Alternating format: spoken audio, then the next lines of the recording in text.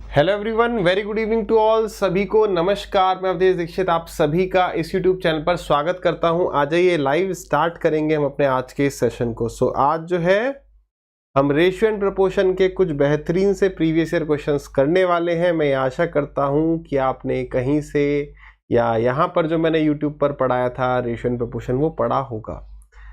कहीं पर भी पढ़ा है, ये सेशन आपके लिए बहुत यूजफुल होने वाला है। तो सेशन को पूरा देखेंगे और सवालों को ट्राई करने की आवश्यकता है। ठीक है, एक बार सेशन को शेयर कर देंगे जिन भी छोटे बड़े ग्रुप्स में आप जुड़े हुए हो। आवाज आ रही होगी, विजिबल ऑडिबल है। नीलिशा, गुड मॉर्निंग। गुड मॉर्निंग यार, गुड इवनिंग है। जब जगो तभी सवेरा। चलिए, तो बिना किसी समय को बर्बाद किए हम शुरुआत करते हैं आज के सेशंस की।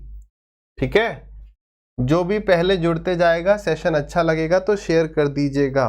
पहला सवाल ये रहा आपकी स्क्रीन पे, बताइए कितना आंसर आ रहा है। What is the answer?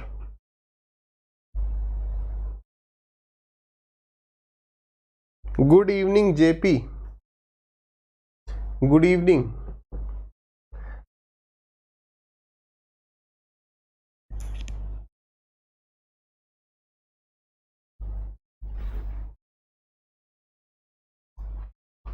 Good evening Monika. सवाल ट्राई करिए, आंसर बताइए कितना आ रहा है।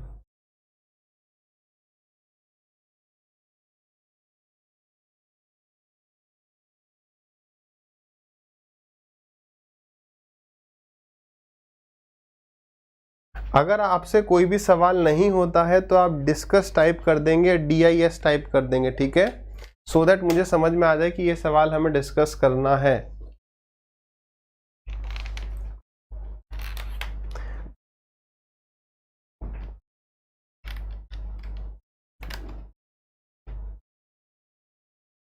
बहुत जल्दी डिस्कस आ गया।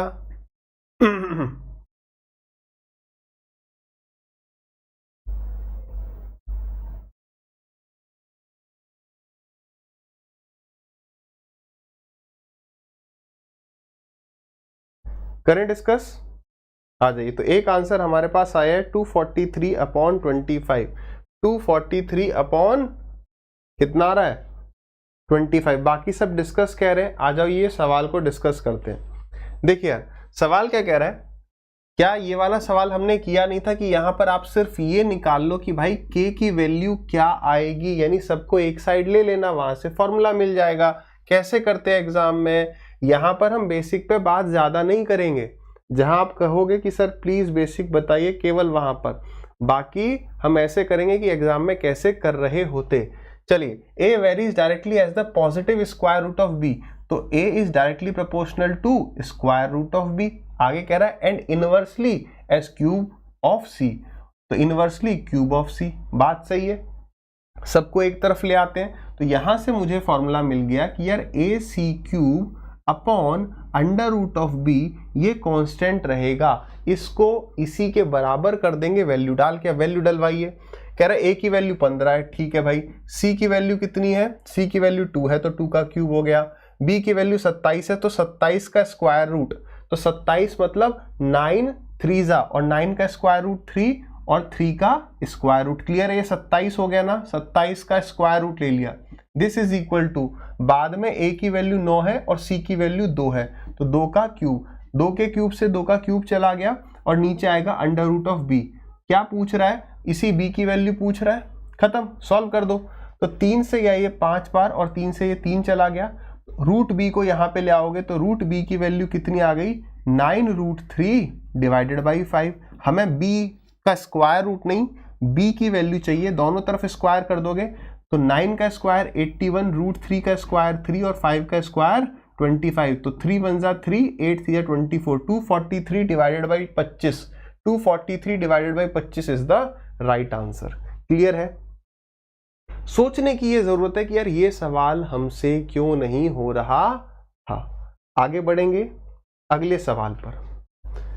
चलिए, तो जो स्टूडेंट्स, कई स्टूडेंट्स बाद में पूछते हैं सर आपका पेड बैच कहाँ मिलेगा, तो तो अड्डा 24/7 की ऐप पर मिलेगा। केवल मैथ्स पढ़ना है तो इंस्पेक्टर 1.0 बैच ज्वाइन कर सकते हो। प्राइस ये है, ऐप पर ज़्यादा दिखाता है, आप ये कोड यूज़ कर सकते हो। नहीं सर हमें इंग्लिश, मैथ, रीजनिंग, जीके सब कुछ पढ़ना है तो आप एसएससी सीजीएल का महापैक ज्वाइन कर सकते हैं। उसमें उसका प्राइस ये होगा, एक्चुअल आपको ऐप पर ज़्यादा शो करता है तो आप ये कोड लगा लेंगे। इसमें इंग्लिश, मैथ, रीजनिंग, जीके जितने भी एजुकेटर सीजीएल के कोर्स में पढ़ा रहे हैं आपको सारे बैचेस मिल जाएंगे। ठीक है, आगे अगला सवाल, टाइमर स्टार्ट करते हैं। देखो चीजें वही पूछ रहा है एग्जामिनर, बस थोड़ी डरावनी वैल्यूज आपको देने की कोशिश करेगा। बताइए व्हाट इज द आंसर?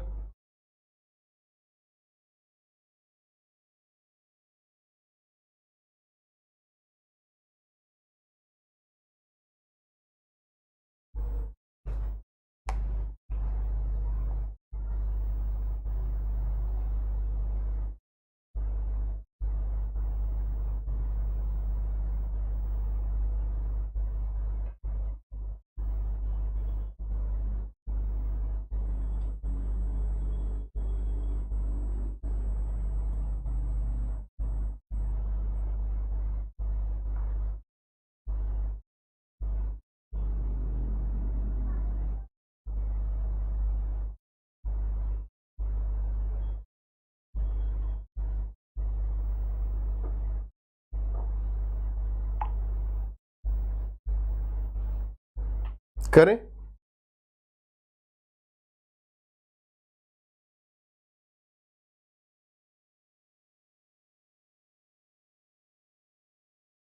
आ जाइए, यहां पर आंसर सबके आ पाए हैं, बी आ रहा है। Let us see, B is the correct answer. सवाल आसान सा है, केवल और केवल आपको ये वाले फॉर्मूले आने चाहिए। सवाल क्या कह रहा है, find the mean proportion of ये, यानी कोई एक ऐसी वैल्यू है जिसका स्क्वायर बराबर होगा इन दोनों के प्रोडक्ट के। थोड़ा जल्दी कर सकते हैं कि यार ए क्यूब प्लस बी क्यूब, इसका मतलब ए प्लस बी इंटू में, अरे वो वैल्यू तो यहाँ पर लिखी हुई है, तो यानी इससे इसके आगे वाली वैल्यू कट गई इंटू में, और यहाँ पे नीचे क्या है, ए माइनस बी इंटू, ये क्या है, ए प्लस बी इंटू ए माइनस बी, तो ए प्लस बी और ए माइनस बी नीचे है, तो यानी x square is equal to a plus b का स्क्वायर, तो एक्स की वैल्यू क्या आ गई, ए प्लस बी, खत्म। क्लियर है? आगे बढ़ सकते हैं। बढ़िया और अच्छे सवाल। देखिए ये सवाल देखने में बहुत लंबा है, लेटेस्ट सवाल है, अच्छा सवाल है, ट्राई करिए, आंसर बताइए कितना आ रहा है।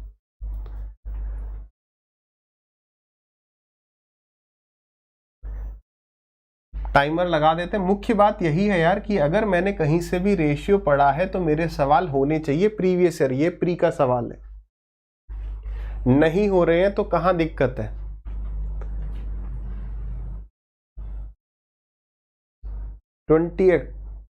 सॉरी, देखेंगे भाई 20x।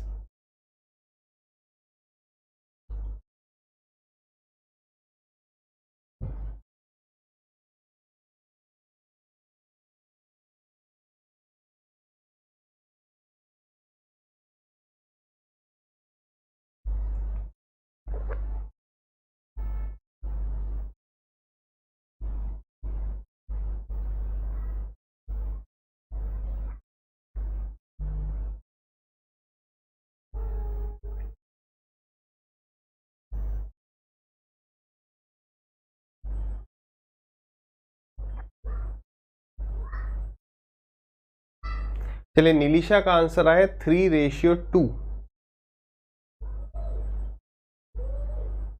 Good evening Neeraj, answer बताइए भाई कितना आ रहा है।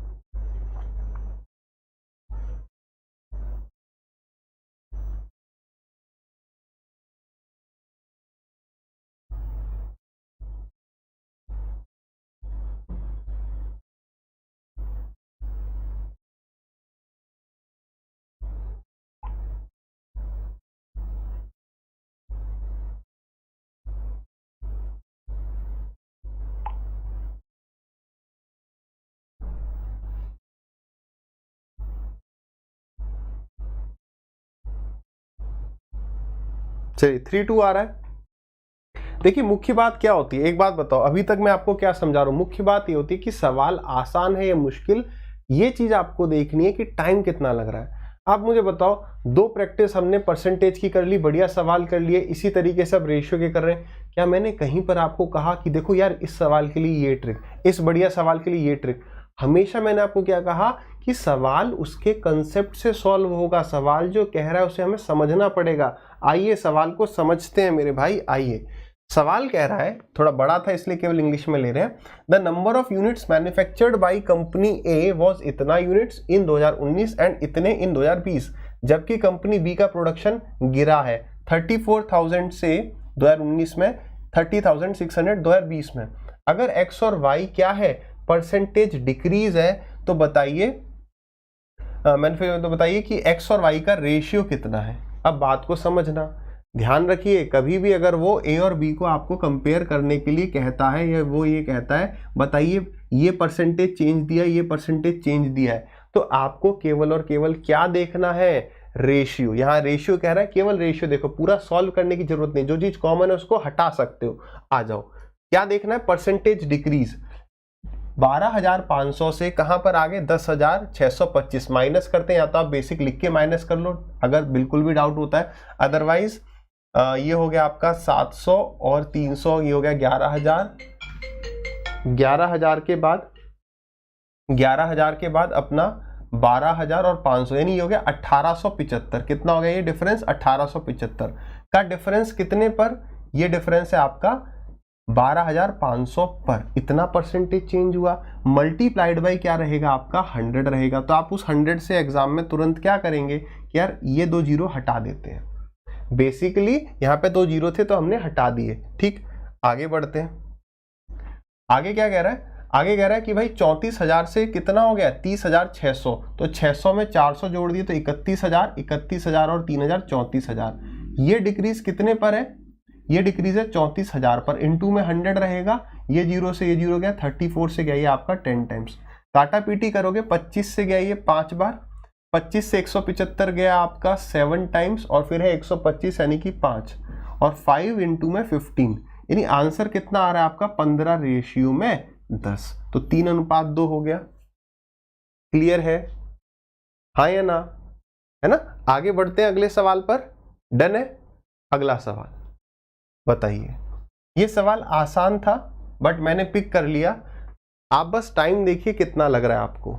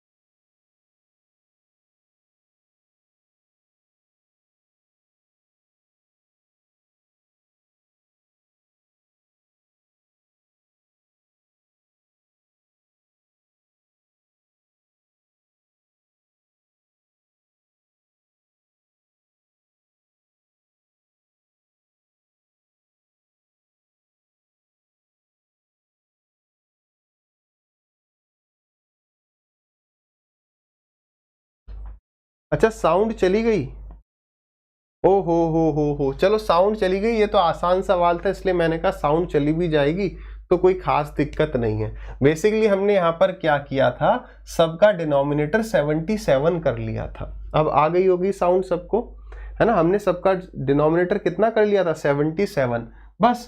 तो सबका डिनोमिनेटर, या तो हम दो दो को कंपेयर करते, लेकिन यहाँ पर मुझे दिख रहा है कि यार 77 सबका डिनोमिनेटर बनाया जा सकता है, तो 7 को 77 बनाने के लिए 11 से मल्टीप्लाई कर दिया, 11 को 77 बनाने के लिए 7 से मल्टीप्लाई कर दिया, और 77 तो 77 है ही। तो ये कौन से ऑर्डर में है, ये ऑलरेडी डिक्रीजिंग ऑर्डर में ही है ना, हाँ या ना। आ जाइए अब बढ़ते हैं अगले सवाल पर। ये सवाल सीजल 21 मेंस का है जो कि 22 में आया होगा, ठीक है। अब ये वाला सवाल वैसे पार्टनरशिप टॉपिक का, लेकिन पार्टनरशिप टॉपिक में कौन से चैप्टर का कंसेप्ट लगता है, तो सारा कंसेप्ट रेशियो का होता है। तो बताइए इसका आंसर क्या होगा, बताइए, आराम से करेंगे।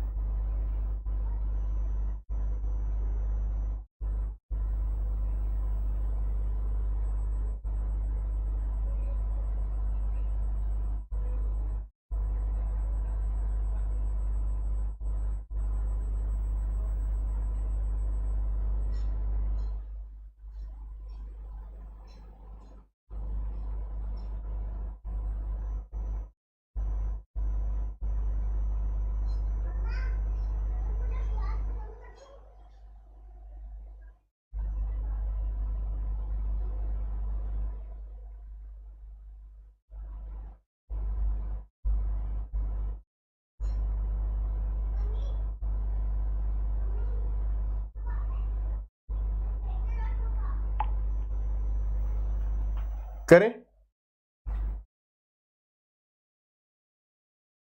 एक आंसर हमारे पास आ गया निलिशा का। Anybody else? गीतांजलि जरा देख के टाइप करिए, आप क्या टाइप कर रहे हो, ठीक है।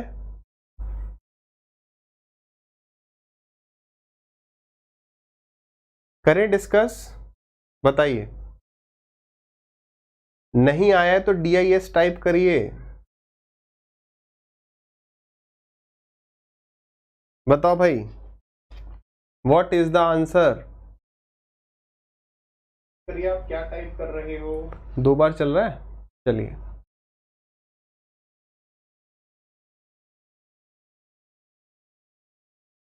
करें डिस्कस, भाई बोलो तो, कमेंट नहीं आ रहे मेरे पास। हाँ JP का आ गया।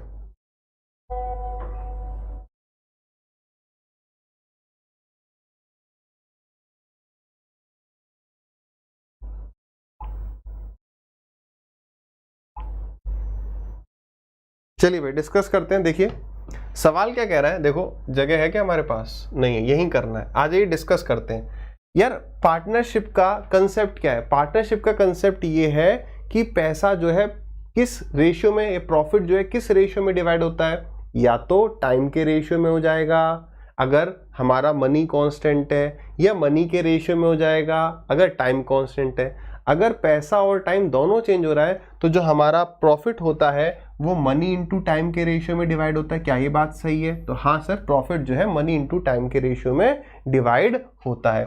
सवाल क्या कह रहा है, ए बी और सी ने एक बिजनेस स्टार्ट किया है एक इनिशियल इन्वेस्टमेंट के साथ। ए ने 20,000 इन्वेस्ट किए, बी ने 25,000 इन्वेस्ट किए और सी ने 10,000 इन्वेस्ट किए। यहां पर एक छोटी सी बात समझना, अगर आपको एग्जाम में ऐसे सवाल दिखते हैं जहां पर नंबर ऑफ जीरोस कांस्टेंट हैं, ध्यान से सुनना, या सेम है, तो उसको आप हटा देना। क्या हटाने की मैं बात कर रहा हूं, समझो। आफ्टर 5 मंथ्स फ्रॉम स्टार्ट ए ने 4,000 रुपए इन्वेस्ट किए, आफ्टर 6 मंथ्स सी ने 8,000 किए और 4 महीने के बाद बी ने 8,000 विड्रॉ किए। आपको सभी में 3-3 जीरो दिख रहे हैं क्या? ये रहा, सब में 3 जीरो दिख रहे हैं। तो हम इन 3 जीरो को क्या कर सकते हैं, कुछ सवाल आपको ऐसे मिलेंगे जहां पर इक्वल नंबर ऑफ जीरोज है, तो आप उसको इग्नोर कर दो। क्यों कर दो?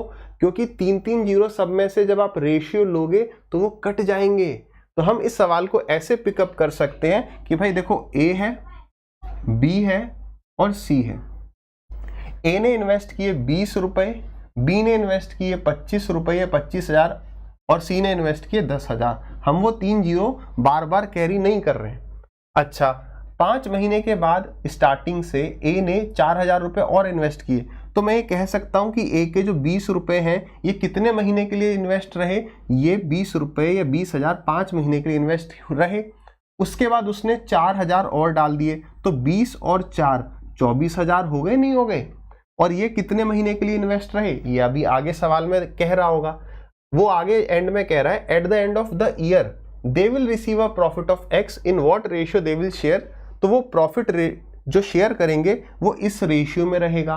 1 साल के बाद कह रहा है, इसका मतलब ये 20,000 तो 5 महीने के लिए रहे, 1 साल में 12 महीने होते हैं, तो 7 महीने के लिए रिमेनिंग 24,000। इसी तरीके से बी थोड़ा ज्यादा दूर हो गया, ठीक है, तो हम ऐसा कर लेते हैं, थोड़ा पास ले आते हैं। बी ने अपने 25,000 रुपए का क्या किया देखेंगे।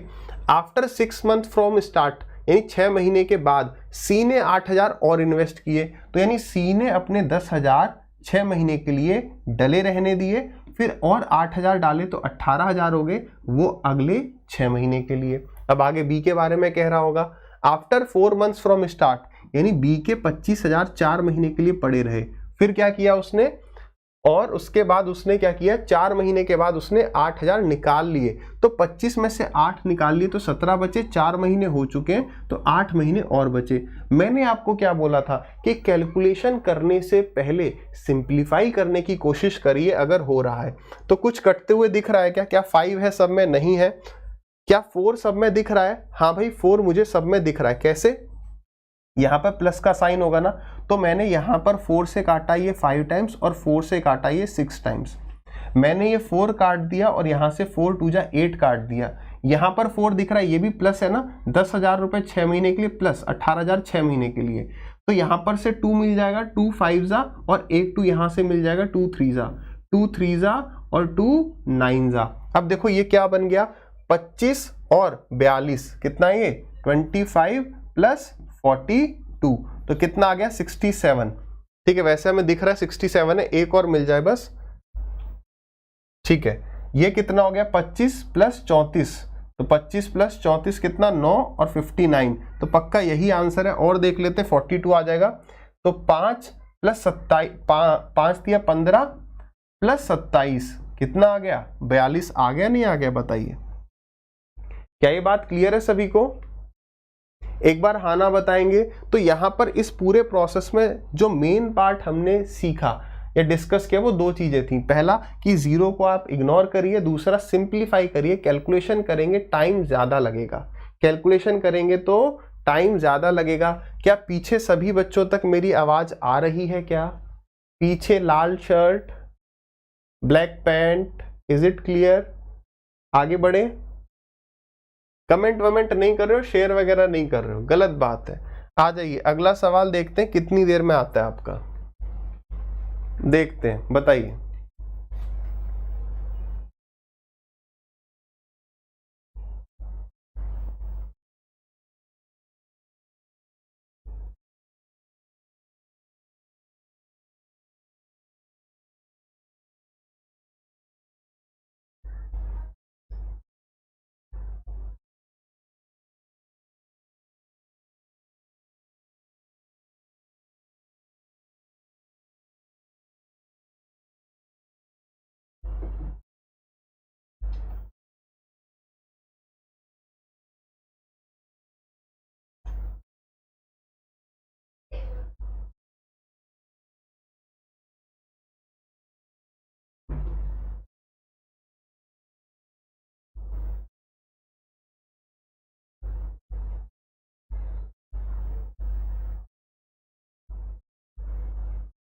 बताइए इस सवाल को डिटेल में डिस्कस करना चाहते हैं किस तरीके से?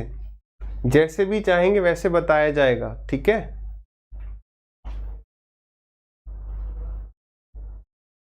क्या बात है निलीशा, मैथ्स तो आपका बहुत स्ट्रांग लग रहा है। इंग्लिश, रीजनिंग, जीके पे बस आप ध्यान दीजिए Nilisha, your maths is quite good.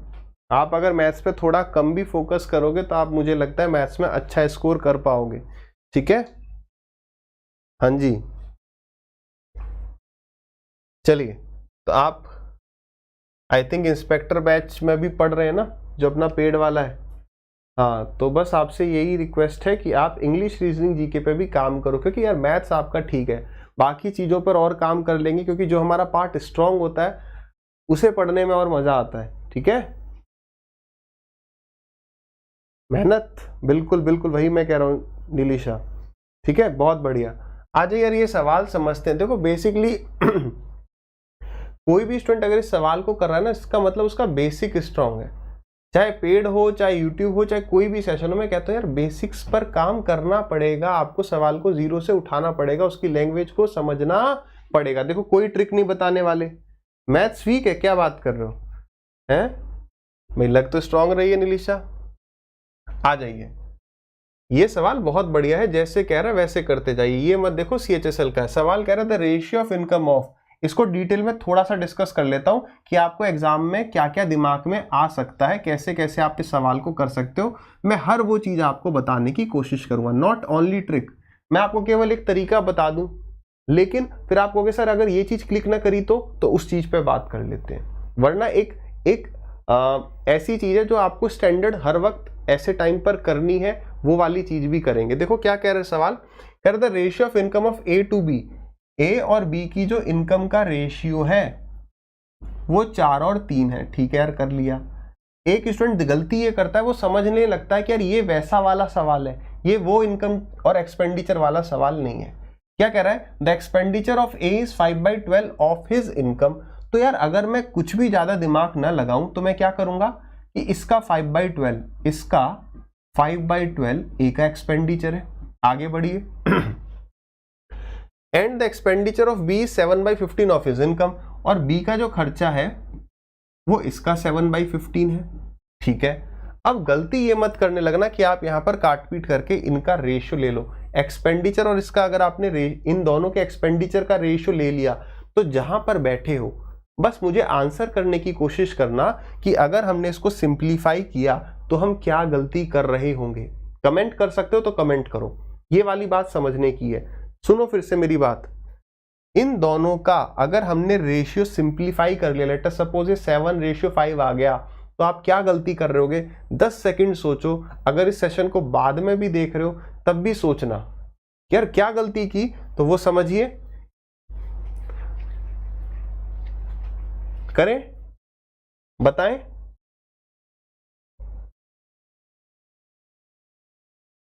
बताते हैं। अब देखो गलती ये हो जाएगी, लेट अस सपोज मैंने ये कर दिया 7/5, मान लो। अभी हम क्यों सॉल्व करें फालतू में? तो गलती ये हो जाएगी कि जो उसने कंडीशन कही थी ना वो सेटिस्फाई नहीं हो पाएगी। उसने कहा था ए जो है अपनी इनकम का 5/12 बचाए, लेकिन फिर वो कंडीशन हमारी डिसओन हो जाएगी, क्योंकि हमने फिर क्या कर दिया, कुछ और कर दिया। उसमें क्या कर दिया, 3/5 कर दिया। बिल्कुल मनन, रेशियो तो सेम रहेगा, लेकिन हमने वो चीज सेटिस्फाई से डिससेटिस्फाई कर देंगे कि भाई इसका 5/12 ये एक्सपेंस करे और इसका 7/15 ये एक्सपेंस करे। बात समझ में आई?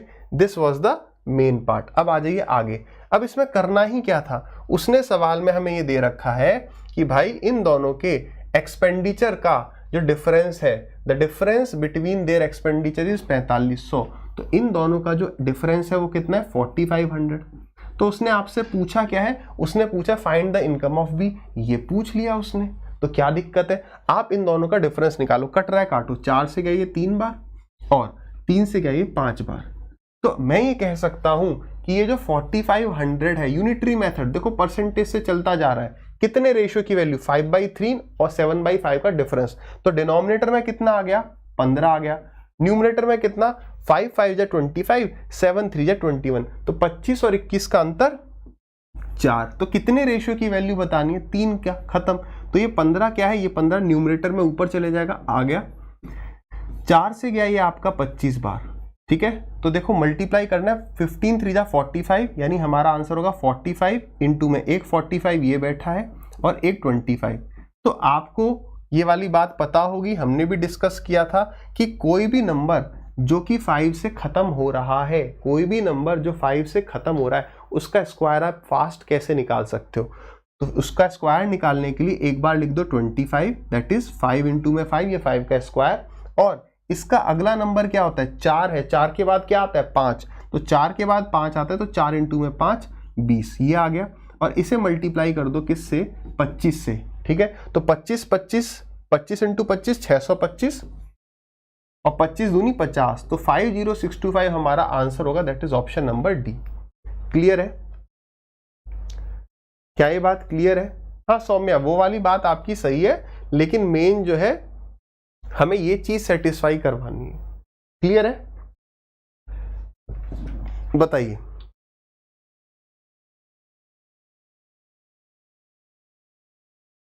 चलिए नेक्स्ट क्वेश्चन देखें, अगला सवाल।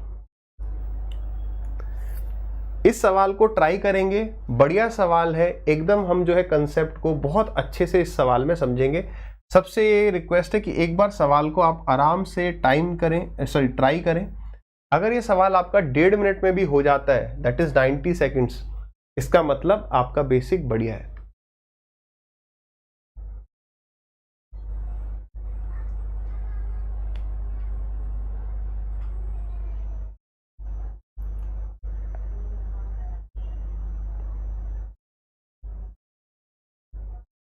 अच्छा एक बात बताइए, ये वाला सवाल एक और तरीके से डिस्कस करना है क्या, एक बार हाँ या ना बताइए। मैंने कहा था, मैं फिर भूल गया, इसे एक और तरीके से डिस्कस करना है क्या, जो एक हमारा स्टैंडर्ड रूल है उस तरीके से बताओ। कर लेते हैं ना, देखो भाई कुछ कह रहे हैं, कर लेते हैं, बिल्कुल कर लेते हैं एक बार फटाक से। देखो ये एक तरीका हो गया कि हमने कुछ भी ज्यादा दिमाग लगाया नहीं, बट हम ऐसा तो करते हुए आए हैं ना। जैसे ए बी का जो रेशियो है, ध्यान से समझना, ए और बी का रेशियो कितना है, 4 और 3, ये इनकी इनकम का रेशियो है। उसने कहा है कि ए जो है अपनी इनकम का 5/12 खर्च करता है, ए अपनी इनकम का 5/12 खर्च करता है। तो इसके लिए हम क्या करते थे, याद करो रेशियो में जब हमने डिस्कस किया था, पढ़ाया था, तब ये वाली बात डिस्कस करी थी कि यार इस नंबर का मुझे 5/12 निकालना है।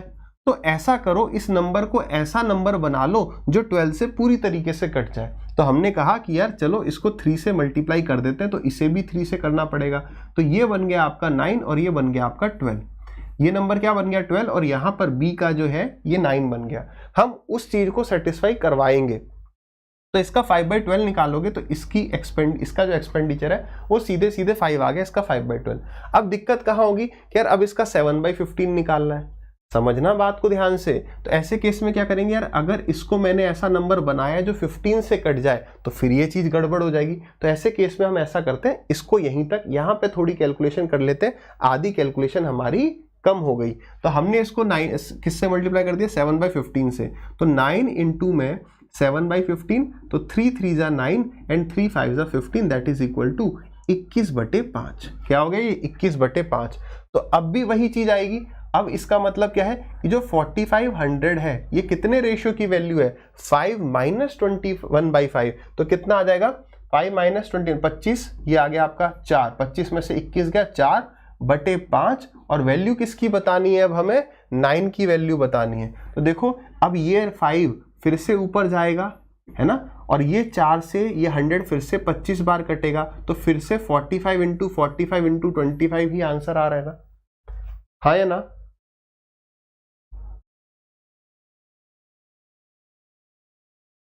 Is it clear to everyone? आगे बढ़े, चलिए क्विज नेक्स्ट, क्या कहना चाहते हो, आ जाइए इस सवाल को डिस्कस करते हैं। तो आई होप आपने जो है ये सवाल ट्राई कर लिया होगा, नहीं किया तो एक बार ट्राई करना।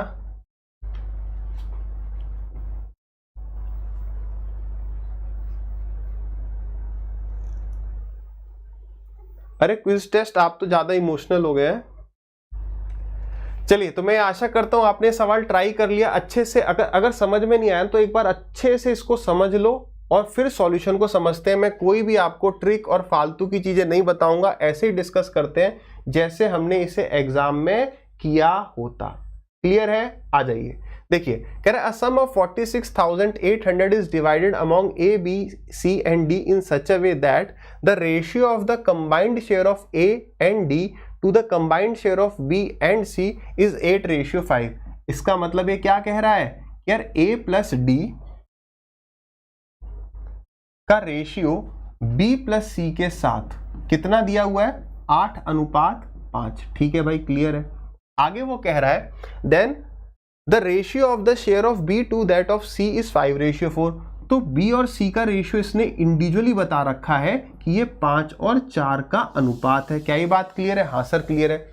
A को मिलते हैं 18,400 रुपए। अब उसने हमें ये बता दिया A को मिल रहे हैं 18,400 रुपए। आगे क्या कह रहा है, if x is the difference between the share of A and B and y is the difference between the share of C and D, then what is the value of x minus y।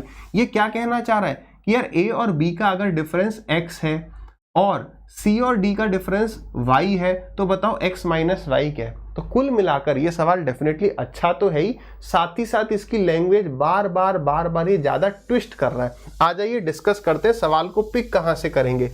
Basic सा concept हमने discuss किया या नहीं किया है कि बताओ भाई यहां पर B प्लस सी कितना दिख रहा है, बताओ B प्लस सी यहां कितना दिख रहा है। आपने कहा सर 9 दिख रहा है। ओ शिट, पूरा इरेज हो गया। चलो फटाक से लिख देते हैं, कोई बात नहीं कोई बात नहीं। A D B C 8 5 B C 5 4 और A कितना है 18,400। चलो लिख दिया फटाक से, क्या दिक्कत है। ठीक है, और यहां पर क्या था, A माइनस बी एक्स है, इसमें से माइनस करना था C माइनस डी जो कि हमारा y है। ठीक है, आगे फटाक से, बहुत बढ़िया, आ जाइए। अब अगर मैं पूछूं यहां पर आपको B प्लस सी कितना दिख रहा है, आपने कहा सर 9 दिख रहा है, और यहां पर कितना दिख रहा है 5। तो B प्लस सी दोनों जगह पहले कांस्टेंट करो, कुछ रटना नहीं है, स्टेप बाय स्टेप, क्योंकि यार यहाँ 5 है यहाँ 9 है, ऐसा नहीं हो सकता। तो 9 से तो ऊपर मल्टीप्लाई कर दो और 5 से इन दोनों को मल्टीप्लाई कर दो। तो ये कितना हो गया, 5 5 जा 25 और 5 4 जा 20, यानी B अगर 25 रेशियो है तो C कितना है 20। ये देखो 45, ये भी हो गया, ये भी 45 है। तो 9 से इधर मल्टीप्लाई किया तो इधर भी करना पड़ेगा, तो इसे भी इंटू 9 कर दिया, तो ये हो गया आपका 72। ये बात क्लियर है। अब क्या करें भाई, अब उसने हमें ये बता दिया है कि A 18,400 रुपए कमाता है। तो बताओ सब, अब यहां से हम क्या निकाल सकते हैं, यहां से आप निकाल सकते हो कि D को कितने रेशियो मिले या A को कितने रेशियो मिले। देखो आप दोनों तरीके से जा सकते हो। अभी हम यहां से निकालते हैं कि A के रेशियो बताओ। सर रेशियो का मतलब क्या कहना चाह रहे हो, समझो। B को कितना रेशियो मिला 25, C को कितना रेशियो मिला 20। तो उसी तरीके से बताओ A को कितना अनुपात मिला, A को कितना रेशियो मिला। तो समझो टोटल कितने रुपए बटे 46,800। अगर मैं पूछूं बताओ 46,800 कितने रेशियो है, तो आप कहोगे sir A plus B plus C plus D, इसका मतलब 45 तो ये, हाँ या ना, प्लस 72 ये। इसका मतलब क्या मैं ये कह सकता हूं कि 46,800 कितने रेशियो की वैल्यू है, 5 और 2 7 और 7 4 11, इतने रेशियो की वैल्यू है। तो बताओ A का रेशियो कितना हो गया। तो आंसर किस में आएगा, हमें रेशियो पता करना है, यानी 117 जो है ये 46,800 रुपए की वैल्यू है। तो बताइए 18,400 कितने रेशियो की वैल्यू होगी। सवाल अच्छा है, टाइम डेफिनेटली लगेगा मगर होना चाहिए स्टेप बाय स्टेप।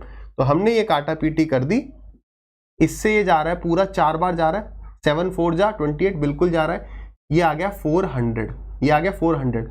2 जीरो से ये 2 जीरो चले गए और 4 से गया 4 चौक 16 और 4 6 24। इसका मतलब मैं ये कह सकता हूं कि यार A को जो रेशियो प्राप्त हुए हैं, A को 46 रेशियो मिले।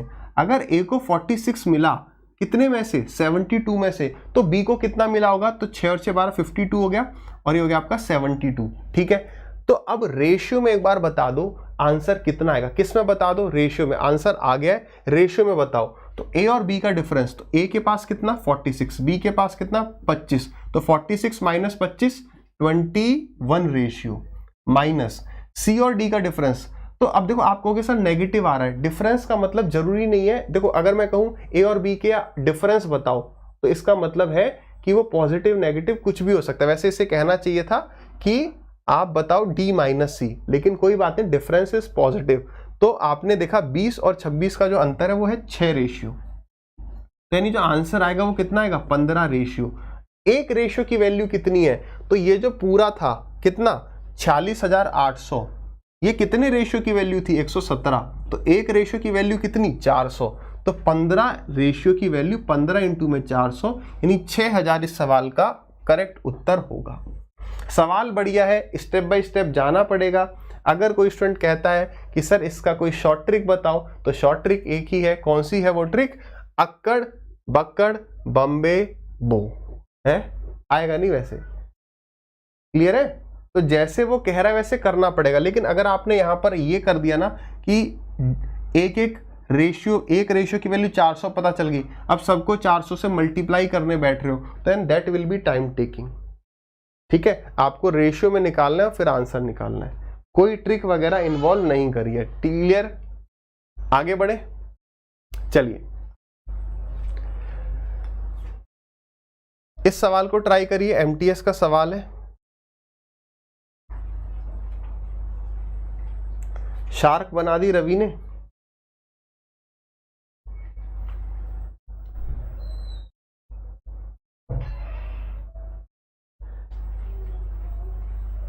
देखो कुछ सवालों में बेसिक से नहीं करेंगे, कुछ सवालों में हम फटाक से कर जाएंगे, जो तरीके हैं फास्ट हो जाएं, लेकिन कुछ सवाल जो फंसेंगे उन्हें बेसिक से ही उनमें से निकलना पड़ेगा।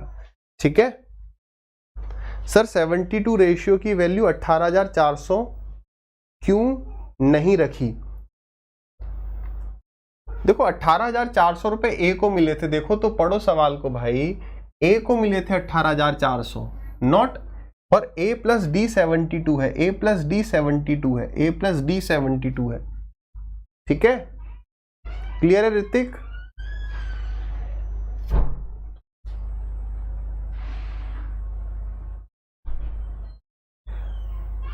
अनुबाला शर्मा, अनुबाला जो केवल अगर केवल आपको मैथ्स पढ़ना है तो एक बैच होगा इंस्पेक्टर 1.0 के नाम से।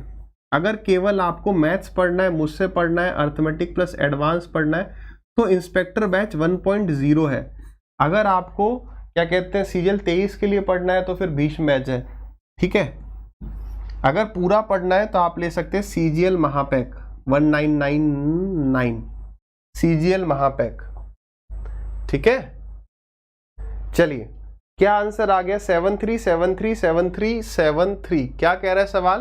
देखो यार, इस सवाल में एक इंपॉर्टेंट चीज याद रखना, इस सवाल को करने का एक ठीक ठाक सा तरीका है। क्या? दो तरीके से कर सकते हो। क्या सवाल कह रहा है, एक पेन और पेंसिल, कुछ पेन और कुछ पेंसिल खरीदे हैं, किस रेशियो में? कि 5 हमने पेन ले लिए यानी 5x और 3y मान लेते हैं कि 5 पेन प्लस 3 पेंसिल की जो प्राइस है दैट इज 44, और 3x प्लस 5y की जो वैल्यू है वो 36 है। अब यहां पर एक मेरी बात हमेशा याद रखना, क्या ध्यान देना, ले लिया सर मैंने, उसमें आ नहीं रहा, उसमें अभी केवल अर्थमेटिक आएगा, बाद में एडवांस ऐड हो जाएगा, चिंता मत करना। ठीक है अनुबाला, इंस्पेक्टर 1.0 बैच में आगे एडवांस ऐड होगा, उसी बैच में कंटिन्यू करेंगे।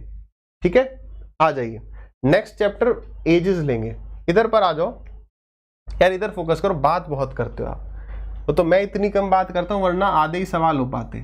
समझो, इसे करने के दो तरीके हैं। एक तरीका तो क्या है, हम 5 और 3 को कॉमन कर दें, फिर y की वैल्यू निकालें, फिर x की वैल्यू निकालें।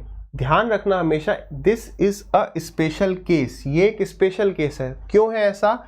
जब आपको ऐसा दिखे कि कभी y का कोफिशिएंट, वही y का कोफिशिएंट x का कोफिशिएंट बन जाता है, और एक बार x का कोफिशिएंट y का कोफिशिएंट बन जाता है, ऐसे केस में याद रखना एक बार प्लस करना है और एक बार माइनस करना है। जैसे आप इन दोनों को प्लस करो, इन दोनों इक्वेशन को, तो क्या मिल रहा है 8x plus 8y is equal to 6 और 4 10, 4 3 7 और 1 8। ऐसे केस में क्या होगा, ये आप 8 देख रहे हो ना, दोनों जगह 8 आएगा, क्योंकि यहाँ 5 यहाँ 3 यहाँ 3 यहाँ 5, तो इन दोनों का सम सेम रहेगा। इस सम से इस सम से यानी इस नंबर से ये वैल्यू कटती होगी 99%। क्यों कटती होगी? क्योंकि हमारा मेन उद्देश्य यहाँ से निकालना होता है x प्लस वाई। यहाँ से क्या निकलता है? x plus y. कितना आ गया? 10 आ गया। इसी तरीके से एक बार इन दोनों को माइनस करो तो कितना आएगा? 2x minus 2y is equal to कितना? 8। तो हम तो एग्जाम में इस स्टेप के बाद या ये भी नहीं लिखेंगे, हम एग्जाम में पता है सीधे क्या लिखेंगे? ये वाला स्टेप कि यार x minus y is equal to 4। कैसे? देखो, हमने देखा कि यार 5x प्लस 3x 8x और 3y प्लस 5y वो 8y, तो यानी कि x plus y is equal to दोनों को जोड़ा 80 80/2, या इसके बाद सीधे ये ले आओ और ये ले आओ। इसके बाद का स्टेप क्या है? इसके बाद का स्टेप है componendo and dividendo, C and D। क्यों सर C एंड D? याद करो, 2-3 बार ये डिस्कस कर चुके हैं कि जब भी a प्लस बी हो और a माइनस बी हो तो दोनों को डिवाइड कर दो। जब यहाँ पर कंपोनेंडो डिविडेंडो लगाते हैं, किस केस में? a plus b upon a minus b में, तो हमारे पास क्या आता है? a बाई बी आता है। क्या आता है? a बाई बी आता है। यहाँ पर 10 प्लस 4 14, 10 माइनस 4 6, तो क्या आ गया? 7:3। 7:3 ऑप्शन में है तो मैं इसे टिक कर दूंगा। अगर इस ऑप्शन में, अगर इन ऑप्शंस में कहीं पर भी मुझे 3:7 दिखता तो मैं एक बार देख लेता कि कहीं इसने बदमाशी तो नहीं करी कि पेंसिल और पेन का रेशियो पूछ लिया हो।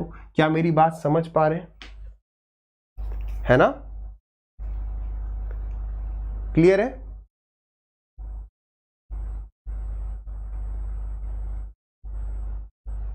क्लियर? डन? आगे बढ़े? तो ये वाली बात एकदम सबको क्लियर है, तो आगे बढ़ते हैं अगले सवाल पर। बताइए।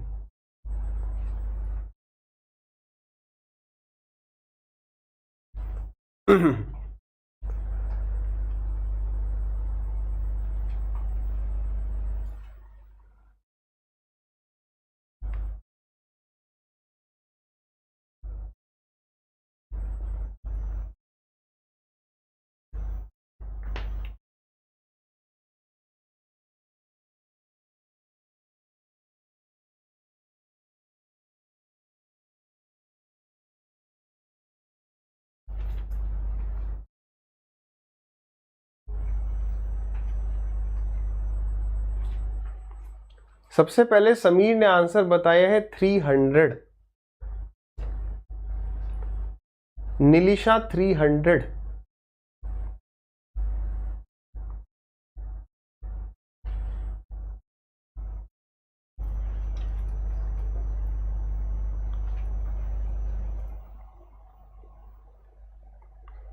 करें डिस्कस। देखिए भाई, 1 मिनट का टाइम हो चुका है, सवाल उतना मुश्किल नहीं है, भले मेंस में पूछा गया है। आ जाइए, देखो सवाल क्या कह रहा है। कह रहा है एक स्कूल में 3/8 of number of students are girls. मतलब इस 8 का मतलब क्या है? अगर स्कूल में 8 लड़के, सॉरी, अगर स्कूल में ऑफ क्या स्टूडेंट्स, अगर स्कूल में 8 बच्चे हैं तो उसमें से लड़कियां कितनी हैं? लड़कियां 3 हैं, यानी लड़के कितने हैं? रिमेनिंग 5 है। आगे कह रहा है 1/3 of the number of boys are below 10 years, यानी इसका जो 1/3 है वो क्या है? Below 10 years. तो बी लिख देते हैं, बी फॉर बिलो 10 ईयर्स हो जाएगा। तो इसका 1/3 जो है वो बिलो 10 ईयर्स है। आगे क्या कह रहा है? And 2/3 of the number of girls is also below 10 years, तो इसका जो है 2/3 बिलो 10 ईयर्स है। ठीक है। आगे कह रहा है if the number of students of age 10 और मोर, यानी 10 साल और उससे अधिक जो एज के बच्चे हैं उनकी संख्या 260 है, तो बताइए स्कूल में कितने लड़के हैं? यानी वो लड़कों की संख्या पूछ रहा है। अब उसने हमें क्या दे दिया कि इसका 2/3। अब बात को ध्यान से समझना सभी बच्चे, क्या निकालना है मुझे इसका और इसका दोनों का 2/3 निकालना है। हमारा रूल क्या था? अगर इसका मुझे 2/3 लेना ले लूंगा, लेकिन इसका ले पा रहा हूं क्या? नहीं। तो इसको आसान बनाने के लिए क्या करना है? इसको ऐसा नंबर बनाओ जो 3 से कट जाए। तो मैंने इसे 3 से मल्टीप्लाई कर दिया क्योंकि 2/3 करना है, 15 हो गया। तो इसको भी 3 से करना चाहिए, बिल्कुल करना चाहिए। यानी कि अब स्कूल में बच्चे 9 और 15 हो गए। और देखो 9-15 का जो रेशियो है वो अभी भी 3-5 है, यानी लड़कियां 3 है 8 में से, रेशियो में कोई चेंज नहीं आया। अब बताओ इसका यहाँ पर तो 2/3 हो गया, तो बताओ 1/3 बच्चे ही तो होंगे जो 10 साल से अधिक के होंगे, तो 3 3 जा 9। यहाँ 1/3 हो गया तो यहाँ कितना हो जाएगा, 2/3 हो जाएगा, तो 3 5 जा 15, 5 2 जा 10। इसका मतलब मैं कह सकता हूँ कि टोटल मिलाकर 13 बच्चे हैं। कितने में से, इतने में से जो जिनके 10 साल से ज़्यादा है। सवाल में कह रहा है नहीं भाई, इसकी जो एक्चुअल वैल्यू है वो 260 है, तो 10 + 3 13 रेशियो की वैल्यू 260 है। बतानी किसकी है, बॉयज़ की, तो मल्टीप्लाई कर दिया आपने 15 से। 13 से गया ये कितनी बार, 20 बार, और 15 इंटू में 20, 300 इस सवाल का करेक्ट आंसर। क्लियर है, समझ में आई बात। वही सेम लॉजिक यूज कर रहे हैं जो मैंने आपको पीछे कहा था। ट्रिक नहीं है ये, अलग अलग सवालों के लिए अलग अलग हम नहीं कर रहे। आज का एकदम आखिरी सवाल, आसान सवाल आपके सामने ये रहा। कल भी रेशियो के और बढ़िया सवाल होंगे 10। मंडे को करेंगे एजेस।